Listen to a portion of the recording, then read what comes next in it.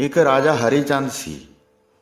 ਉਸਦੇ ਘਰ ਜੋ ਰਾਣੀ ਸੀ ਉਸਦਾ ਨਾਮ ਸੀ ਤ੍ਰਿਲੋਚਨ ਰਾਣੀ।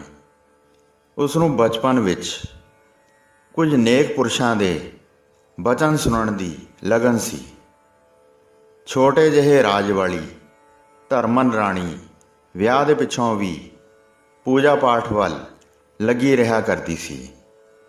ਇਸੇ ਤਰ੍ਹਾਂ ਇੱਕ ਦਿਨ ਰਾਜ ਭਵਨ ਦੇ ਨੇੜੇ ਕੋਈ ਭਜਨ ਮੰਡਲੀ ਆ ਗਈ। ਉਹ ਹਰੀ ਕੀਰਤਨ ਕਰਨ ਲੱਗੀ। ਸਾਰੀ ਰਾਤ ਕੀਰਤਨ ਹੁੰਦਾ ਰਹਿਣ ਲੱਗਾ। ਜਦੋਂ ਰਾਣੀ ਨੂੰ ਪਤਾ ਲੱਗਾ ਤਾਂ ਉਹ ਵੀ ਸਤਸੰਗ ਕਰਨ ਲਈ ਜਾਣ ਲੱਗ ਪਈ। ਇਸ ਤਰ੍ਹਾਂ ਉਸਦਾ ਨੇਮ ਬਣ ਗਿਆ ਤੇ ਪਰਮਾਤਮਾ ਦਾ ਨਾਮ ਉਸਦਾ ਜੀਵਨ ਆਸਰਾ ਸੀ। ਉਹ ਨਿਰਭੈਤਾ ਨਾਲ ਨੇਕ ਰਾਹ ਜਾਇਆ ਕਰਦੀ ਸੀ। ਭਾਈ ਗੁਰਦਾਸ ਜੀ ਦੇ ਬਚਨ ਅਨੁਸਾਰ ਇੱਕ ਦਿਨ ਤ੍ਰਿਲੋਚਨ ਰਾਣੀ ਜਦੋਂ ਸਤਸੰਗ ਕਰਨ ਲਈ ਗਈ ਤਾਂ ਪਿੱਛੋਂ ਰਾਜੇ ਨੂੰ ਕਿਤੇ ਜਾਗ ਆ ਗਈ। ਰਾਜਾ ਸਤਸੰਗੀ ਨਹੀਂ ਸੀ।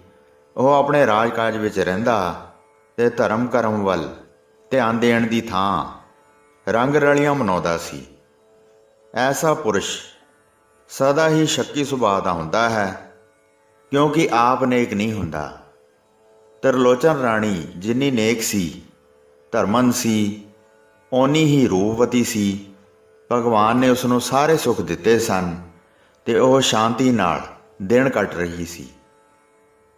ਜਦੋਂ ਰਾਜਾ ਜਾਗਿਆ ਤਾਂ ਕੀ ਦੇਖਦਾ ਹੈ ਕਿ ਰਾਣੀ ਦੀ ਸੇਜ ਖਾਲੀ ਹੈ ਤੇ ਉਹ ਕਿਧਰੇ ਚਲੀ ਗਈ। ਰਾਜੇ ਦੇ ਮਨ ਵਿੱਚ ਹੈਰਾਨੀ ਹੋਈ। ਉਸਨੇ ਉੱਠ ਕੇ ਦੇਖਿਆ ਪਰ ਰਾਣੀ ਕਿਤੇ ਨਾ ਲੱਭੀ। ਰਾਜ ਭਵਨ ਦੇ ਪਹਿਰੇਦਾਰਾਂ ਨੂੰ ਪੁੱਛਿਆ ਤਾਂ ਉਹਨਾਂ ਨੇ ਕੁਝ ਵੀ ਨਾ ਦੱਸਿਆ, ਕਿਉਂਕਿ ਜਦੋਂ ਰਾਣੀ ਜਾਂਦੀ ਸੀ ਤਦੋਂ ਉਹਨਾਂ ਨੂੰ ਨੀਂਦ ਆ ਜਾਇਆ ਕਰਦੀ ਸੀ। ਉਹ ਰਾਣੀ ਨੂੰ ਨਹੀਂ ਦੇਖਦੇ ਸਨ। ਐਸੀ ਹੀ ਭਗਵਾਨ ਦੀ ਲੀਲਾ ਸੀ। ਰਾਜਾ ਚੁੱਪ ਰਿਹਾ, ਪਰ ਜਦੋਂ ਰਾਣੀ ਵਾਪਸ ਆਈ ਉਸਨੇ ਉਸ ਨੂੰ ਨਾ ਪੁੱਛਿਆ। ਪਰ ਅਗਲੀ ਰਾਤ ਉਸ ਨੂੰ ਨੀਂਦ ਨਾ ਆਈ। ਉਹ ਜਾਗਦਾ ਰਿਹਾ ਤੇ ਉਸਨੇ ਤਾੜ ਰੱਖੀ ਕਿ ਕਦੋਂ ਰਾਣੀ ਉੱਠ ਕੇ ਜਾਂਦੀ ਹੈ। ਪਰ ਰਾਣੀ ਆਪਣੇ ਨੇਮ ਅਨੁਸਾਰ ਸੌਂ ਗਈ। ਜਦੋਂ ਅੰਮ੍ਰਿਤ ਵੇਲੇ ਸਤਸੰਗ ਦਾ ਵੇਲਾ ਆਇਆ, ਭਾਵ ਅੱਧੀ ਰਾਤ ਬੀਤੀ, ਤਾਂ ਰਾਣੀ ਉੱਠੀ, ਇਸ਼ਨਾਨ ਕੀਤਾ, ਸਧਾਰਨ ਭਗਤੀ ਭਾਵ ਵਾਲੇ ਬਸਤਰ ਪਾਏ ਤੇ ਆਪਣੇ ਸਤਸੰਗ ਵੱਲ ਚੱਲ ਪਈ। ਰਾਜਾ ਅਸਲ ਵਿੱਚ ਸੁੱਤਾ ਨਹੀਂ ਸੀ। ਉਹ ਤਾਂ ਘੇਸ ਮਾਰ ਕੇ ਪਿਆ ਸੀ। ਜਦੋਂ ਤਾਰਾ ਰਾਣੀ ਤੁਰੀ ਤਾਂ ਉਹ ਪਿੱਛੇ ਤੁਰਿਆ ਗਿਆ। ਰਾਣੀ ਸਤਸੰਗ ਵਿੱਚ ਜਾ ਬੈਠੀ। ਅੱਗੇ ਹਰੀ ਕੀਰਤਨ ਹੋ ਰਿਹਾ ਸੀ। ਸਵਰਗੀ ਜੋੜਿਆਂ ਵਾਂਗ ਸਭ ਅੰਤਰ ਧਿਆਨ ਹੋਏ ਹੋਏ ਵਿਰਾਜਮਾਨ ਸਨ। ਪਰਮ ਸ਼ਾਂਤੀ ਤੇ ਪਿਆਰ ਵਾਲਾ ਵਾਤਾਵਰਨ ਸੀ। ਰਾਜਾ ਹਰੀ ਚੰਦ ਪਹਿਲਾਂ ਤਾਂ ਕੁਝ ਚਿਰ ਖਲੋਤਾ ਸੋਚਦਾ ਰਿਹਾ। ਫਿਰ ਰਾਣੀ ਦੀ ਇੱਕ ਖੜਾਂ ਚੁੱਕ ਕੇ ਆਪਣੇ ਰਾਜ ਭਵਨ ਨੂੰ ਆ ਗਿਆ। ਆ ਕੇ ਆਰਾਮ ਨਾਲ ਆਪਣੀ ਸੇਜ ਉੱਤੇ ਸੌਂ ਗਿਆ। ਉਸ ਨੂੰ ਦੀਨ ਦੁਨੀ ਦਾ ਕੋਈ ਖਿਆਲ ਨਹੀਂ ਸੀ। ਉਹਦਾ ਰਾਜ ਕਾਜ, ਰੰਗ ਰਾਗ ਤੇ ਮਾਇਆ ਦਾ ਪੁਤਲਾ ਸੀ। ਸੁੱਤਾ ਹੋਇਆ ਉਸ ਦਿਨ ਕਈ ਸੁਪਨੇ ਦੇਖਦਾ ਰਿਹਾ। ਸਤਸੰਗ ਸਮਾਪਤ ਹੋਇਆ, ਭੋਗ ਪੈ ਗਿਆ। ਜਦੋਂ ਰਾਣੀ ਬਾਹਰ ਹੋ ਕੇ ਆਪਣੀਆਂ ਖੜਾਵਾਂ ਪਾਉਣ ਲੱਗੀ ਤਾਂ ਖੜਾਂ ਇੱਕੋ ਸੀ। ਇੱਕ ਖੜਾਂ ਨੂੰ ਦੇਖ ਕੇ ਰਾਣੀ ਕੁਝ ਹੈਰਾਨ ਹੋਈ ਕਿ ਖੇਡ ਕੀ ਵਰਤੀ ਹੈ। ਇੱਕ ਖੜਾਂ ਕਿਸ ਨੇ ਚੋਰੀ ਕੀਤੀ ਹੈ। ਉਸ ਵੇਲੇ ਸਤਸੰਗੀਆਂ ਨੂੰ ਵੀ ਪਤਾ ਲੱਗ ਗਿਆ। ਸੰਗਤ ਨੇ ਅਰਦਾਸ ਕੀਤੀ ਕਿ ਹੇ ਪਾਰ ਬ੍ਰਹਮ, ਤੇਰਾ ਜਸ ਕਰਦਿਆਂ ਰਾਣੀ ਦੀ ਖੜਾਂ ਦਾ ਚਲੇ ਜਾਣਾ ਭੈ ਦਾ ਕਾਰਨ ਹੈ। ਤੇਰਾ ਜਸ ਕਿਵੇਂ ਪ੍ਰਗਟ ਹੋਏਗਾ? ਆਪਣਾ ਕੋਈ ਕੌਤਕ ਦਿਖਾਓ।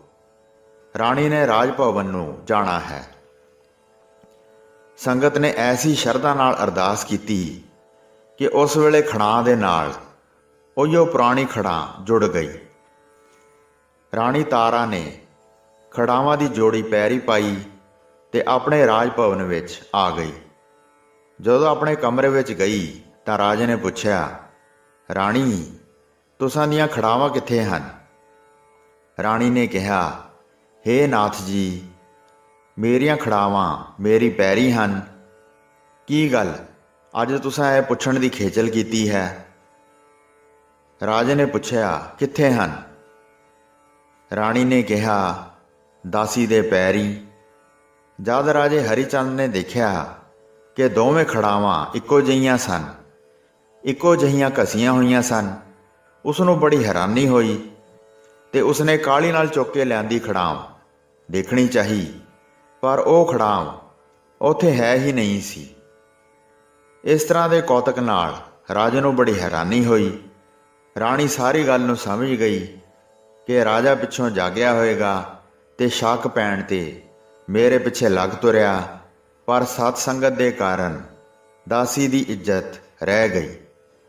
ਪਾਰ ਬ੍ਰਹਮ ਪਰਮੇਸ਼ਰ ਬੜਾ ਦਿਆਲੂ ਤੇ ਲੀਲਾ ਕਰਨ ਵਾਲਾ ਹੈ, ਕੋਈ ਉਸ ਦਾ ਪਾਰਾਵਾਰ ਨਹੀਂ ਲੈ ਸਕਦਾ।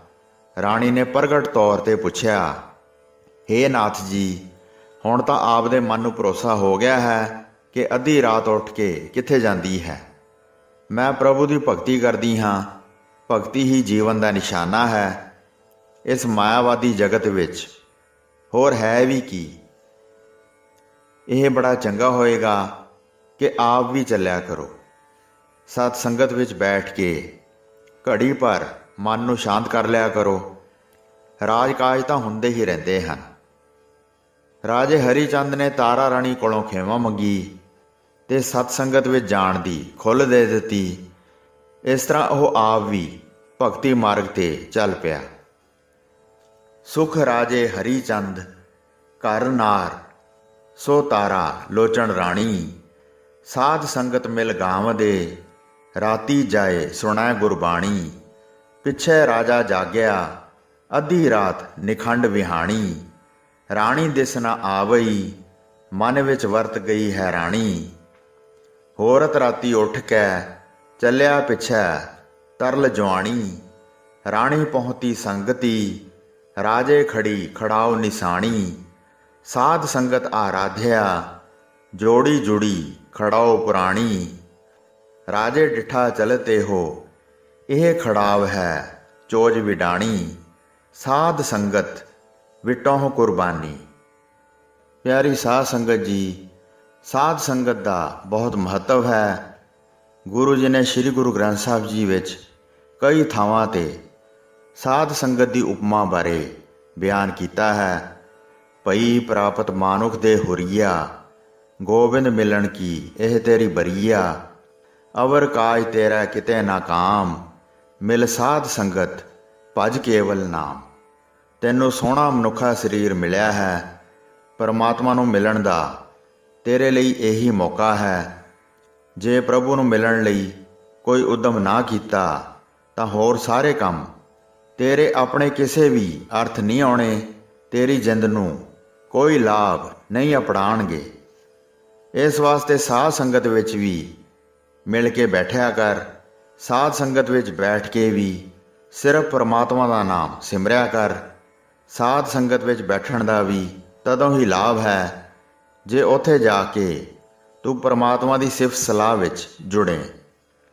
ਸੁਣ ਸਾਜਨ ਮੇਰੇ ਮੀਤ ਪਿਆਰੇ, ਸਾਧ ਸੰਗ ਖਿਨ ਮਾਹੇ ਉਧਾਰੇ। ਕਿਲ ਵਿਖ ਕਾਟ ਹੋਆ ਮਨ ਨਿਰਮਲ, ਮਿਟ ਗਏ ਆਵਣ ਜਾਣਾ ਜੀਓ।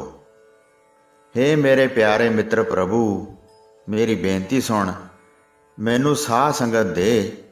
ਸਾਧ ਸੰਗਤ ਵਿੱਚ ਰਿਹਾ ਇੱਕ ਖਿਨ ਵਿੱਚ ਹੀ ਪਾਪਾਂ ਵਿਕਾਰਾਂ ਤੋਂ ਬਚ ਜਾਈਦਾ ਹੈ। ਜਿਹੜਾ ਮਨੁੱਖ ਸਾਧ ਸੰਗਤ ਵਿੱਚ ਰਹਿੰਦਾ ਹੈ, ਸਾਰੇ ਪਾਪ ਕੱਟ ਕੇ ਉਸ ਦਾ ਮਨ ਪਵਿੱਤਰ ਹੋ ਜਾਂਦਾ ਹੈ। ਉਸ ਦੇ ਜਨਮ ਮਰਨ ਦੇ ਗੇੜ ਮਿਟ ਜਾਂਦੇ ਹਨ। ਸਾਧ ਸੰਗ ਮਲ ਲਾਥੀ, ਪਾਰ ਬ੍ਰਹਮ ਭਇਓ ਸਾਥੀ। ਨਾਨਕ ਨਾਮ ਧਿਆਇਆ, ਆਦਿ ਪੁਰਖ ਪ੍ਰਭ ਪਾਇਆ। ਹੇ ਭਾਈ, ਸਾਧ ਸੰਗਤ ਵਿੱਚ ਟਿਕਿਆਂ ਵਿਕਾਰਾਂ ਦੀ ਮੈਲ ਦੂਰ ਹੋ ਜਾਂਦੀ ਹੈ।